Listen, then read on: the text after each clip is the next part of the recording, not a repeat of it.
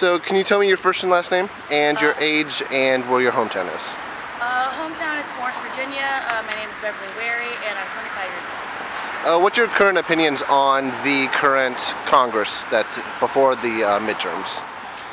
My opinion on Congress, I just feel like they're not doing enough. So I know that like right now, like, you know, we're at a critical point of like election where like we could have like a shift in power, and I just think that like where the country's going politically isn't where I want to see it. So I'm hoping that maybe by changing like, you know, the people that are in Congress might like, you know, evoke change like in the system currently. So out of both the House and the Senate, who do you felt was the strongest candidate in this election? Probably the Senate. Do you have a specific candidate from the Senate? Senate Tim Kaine. Tim Kaine, right? Do you know why? Why do you think that?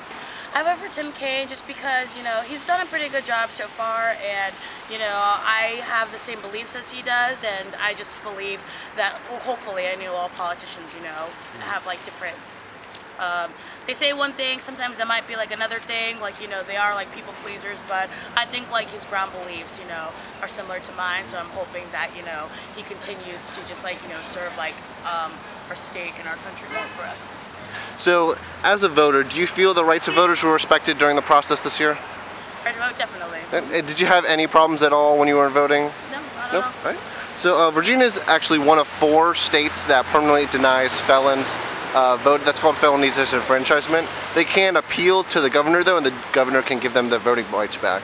So, in 2016's election, for example, 7.8% of people in Virginia couldn't vote because of felony disenfranchisement. Do you think this is something that they should change in the future, and why or why not?